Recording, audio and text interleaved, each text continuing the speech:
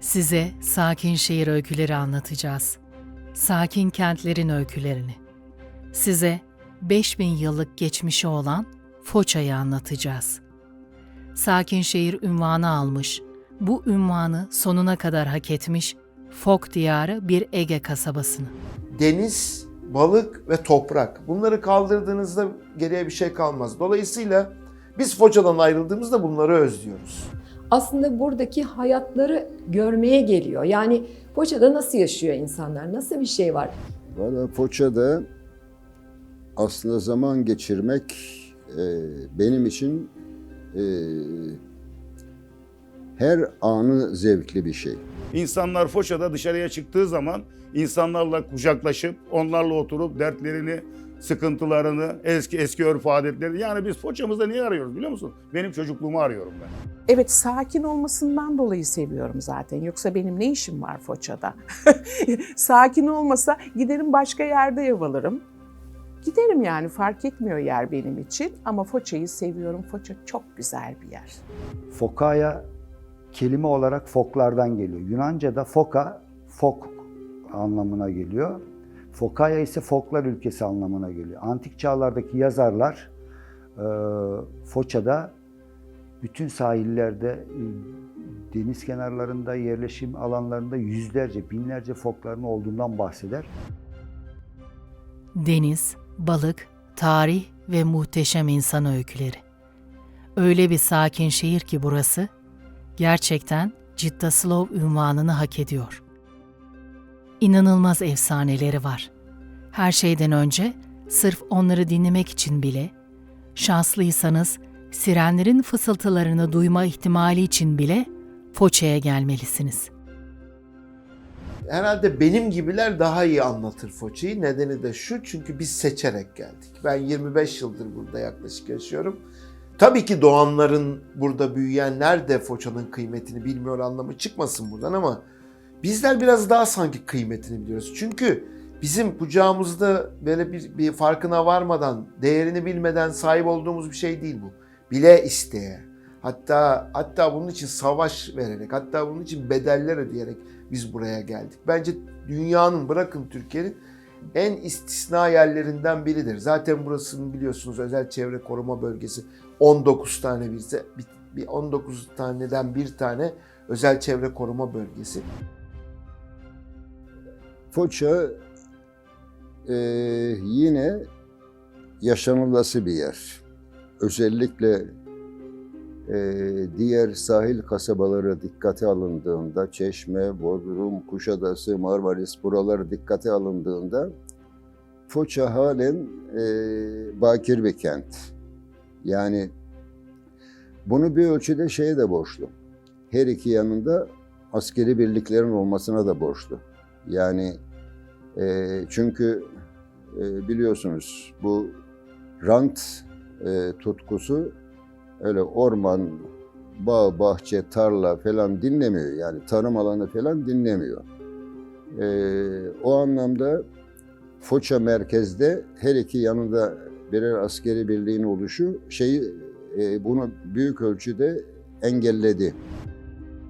Tabii ki Foça aynı zamanda bir balıkçı kasabası. Ege Denizi'nin yaklaşık olarak %50 civarında balığı Foça limanından yakalanır ve bütün Türkiye'ye dağıtılır.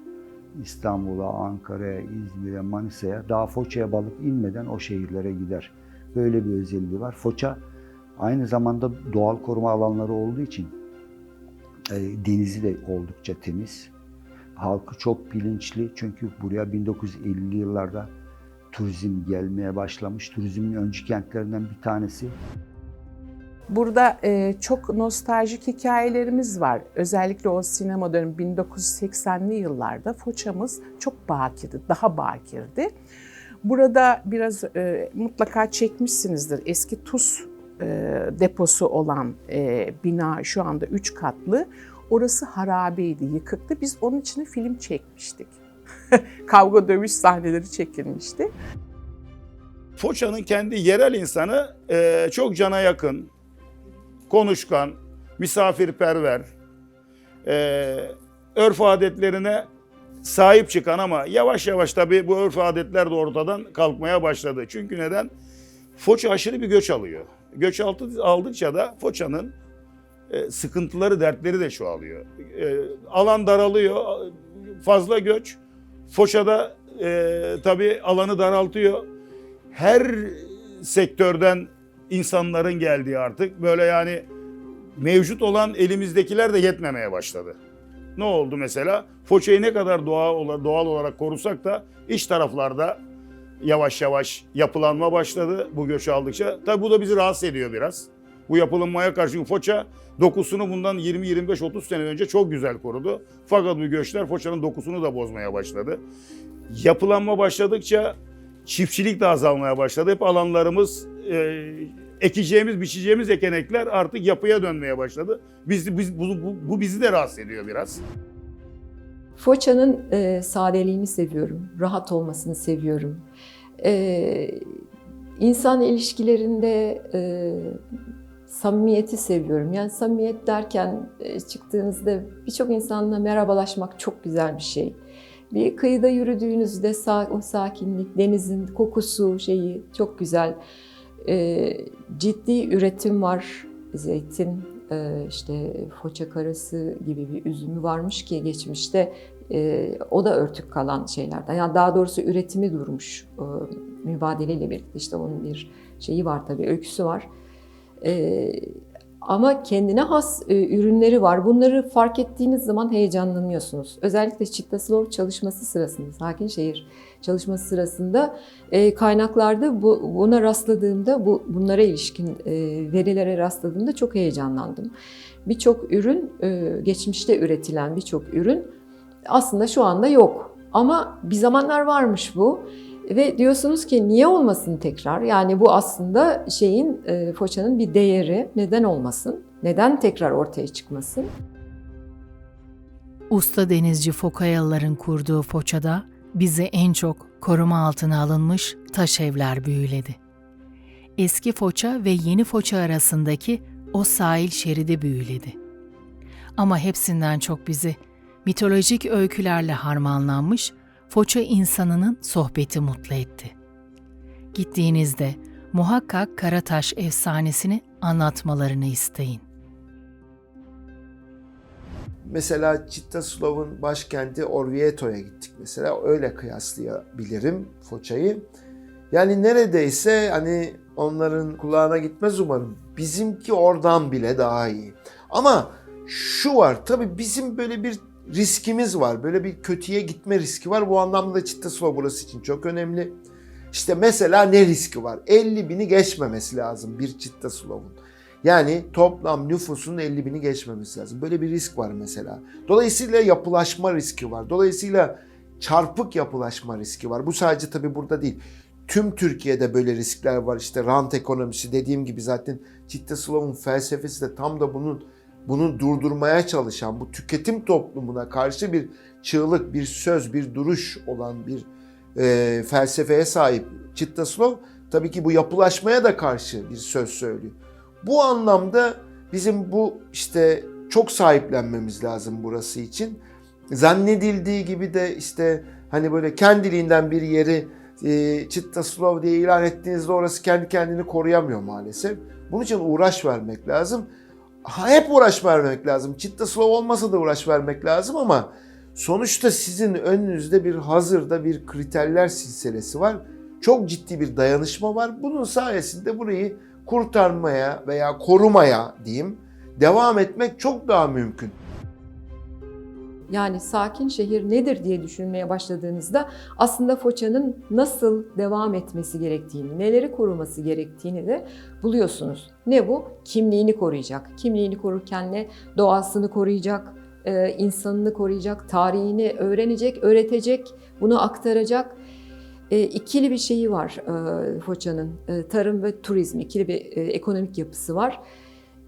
Bu ikisini birleştirdiğinde aslında şu dünyada gelişmekte olan ve insanların özlediği daha insancı olan bir turizme ve tarıma ulaşıyorsunuz. Yani dışarıdan gelen insanlar aslında buradaki hayatları görmeye geliyor. Yani Foça'da nasıl yaşıyor insanlar, nasıl bir şey var?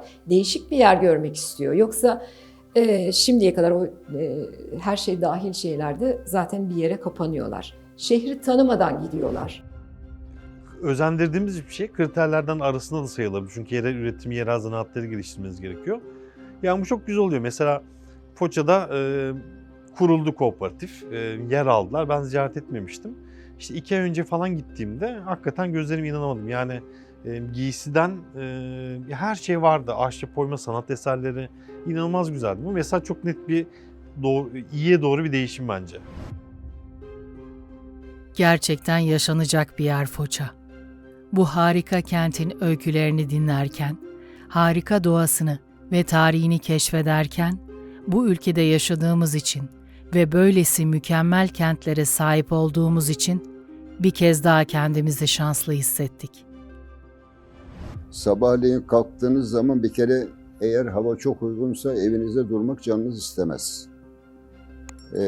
Ne bileyim işte bir an önce gideyim de işte deniz kenarında balıkçı arkadaşlara 2 laf edelim. İşte kedisini köpeğini sevelim. Ondan sonra işte eğer denize gitmeyeceksem işte bir tane tavla düşmanı bulup ona yenileyim ya da yeneyim. Ben 17 yıldır Foça Su Ürünleri Kooperatif Başkanıyım. Balıkçılıkla uğraşıyorum. Foça en önde zaten gelen yaşam mesleklerinden bir tanesi balıkçılık. Balıkçılık dediğimiz zaman da Foça balıkçılığı çok ön planda olan, deniz ekosisteminde çok kaliteli balıklar, çok çeşitli balıkların ekosistemde bulunduğu bir alana sahibiz. 1989-90 yıllarında ÖÇK oldu. ÖÇK'dan sonra koruma altına alındı bu alan. Tabii koruma altına alındıktan sonra da tabii balıkçılık ne kadar da yaygın olsa insanlarımız turizme yöneldi. Turizm de başladı Foça'da. Turizm nasıl oldu? Deniz turizmi başladı. Gezi tekneleri çoğaldı. İşte askeri alanlarımız genişledi. Askeri yasak sahalar geldi. Ondan sonra deniz turizmi başladıktan sonra da balıkçılığın avlak sahaları daraldı. Fakat balıkçılıkla uğraşanlar baktılar ki Foça'da yavaş yavaş bir gezi turizmi de, deniz turizmi de oldu. Oraya da yönelenler oldu. Ortak paydaş olarak denizimizde herkes bir topan ekmek yemeye devam ediyor. Burada insanlar genelde balıkçılıkla hayatını sürdürüyor. Nostaljik görüntüsü çok güzel. İzmir'den insanlar eminim buraya sadece şu görüntüyü görmek için ziyarete geliyorlar. Çünkü bence insanların Foça'ya gelmesi için burada akıllarında kalan bir şey olması gerekiyor bana göre. O yüzden değerlerimize sahip çıkmamız gerekiyor diye düşünüyorum. İnanılmaz bir doğası var. Çok ciddi bir 5000 yıllık bir geçmişi, tarihi var. Yani burasının nasıl söylesem bir tane daha örneği yok diyebilirim. Kendine has. Mesela adını foklardan alıyor. Fokaya, fok diyarı demek. Hala fok, foka, foça, bütün bunların hepsi fok anlamına geliyor. Bu böyle bir miras alıyorsunuz ve belki Türkiye'nin tam olarak bilmiyorum ama muhtemelen böyledir. Hiç yapılaşmamış ve belediyesine ait işte adaları olan bir yer. Ve oralarda foklar hala üremeye devam ediyor. Bir kentin yaşanabilir olması için daha fazla neye ihtiyacı olabilir ki? Foça'da sakin bir şehirde olması gereken hemen hemen her şey var. Öncelikle muhteşem insanları var. Muhteşem bir doğası var. Muhteşem bir denizi var. Tarihi efsaneleri var. Foça'nın diğer kentlerden başka bir özelliği vardı. Diğer İyon kentlerinden denizcilikte çok ilerideydiler ve bilinen dünyada, o zamanki bilinen dünyada yani 3 kıta Afrika, Asya ve Avrupa'da gitmedikleri hiçbir deniz ya da ülke yoktu.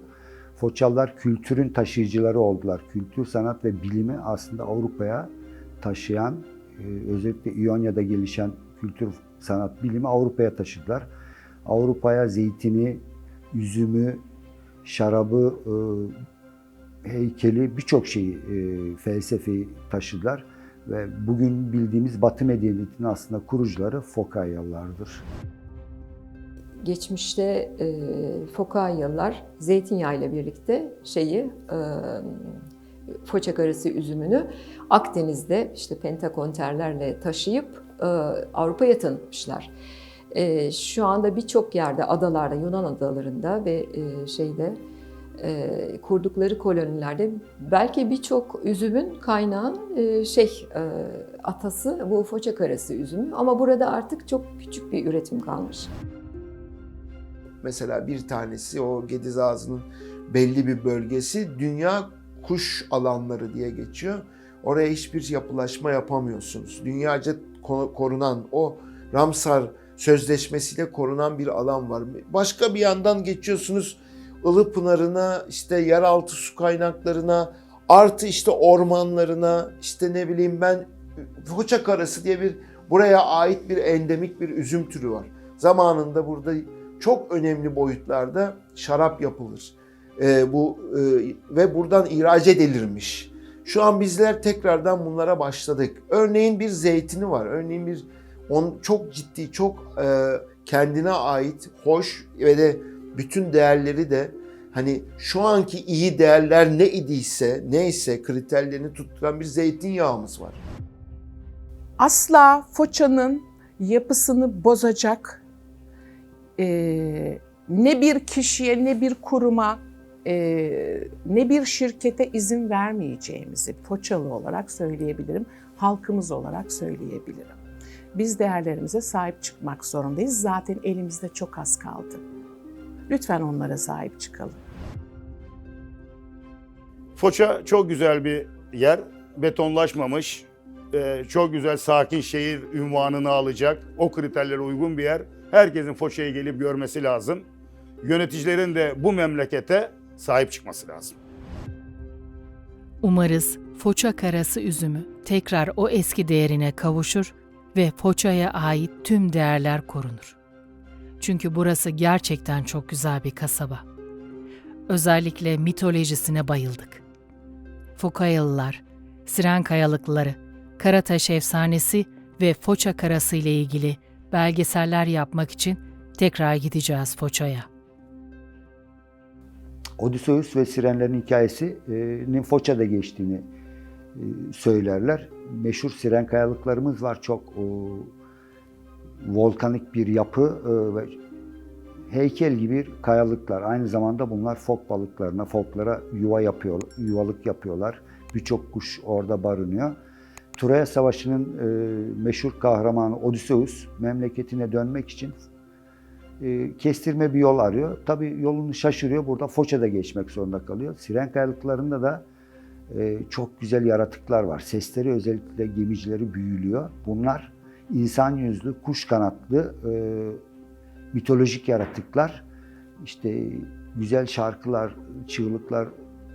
söylüyorlar, çığlıklar atıyorlar ve denizcileri cezbediyorlar. Denizciler teknelerini o karanlıkta kayalıklara sürdükleri zaman ise kayalıklara çarpıyor tekneleri, batıyorlar ve kuşlar bunları bir güzel yiyor.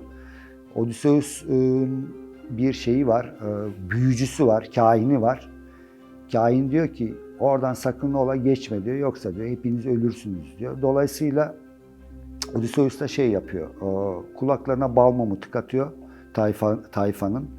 Kendisini de direğe bağlatıyor. Her ne kadar bağırsa da çağırsa da tayfa bunu duymayacağı için, Odysseus'un komutlarına uymayacakları için Odysseus yara almadan Foça Siren kayalıklarından geçip gidiyor ve Yunanistan'da sevgilisine ulaşıyor.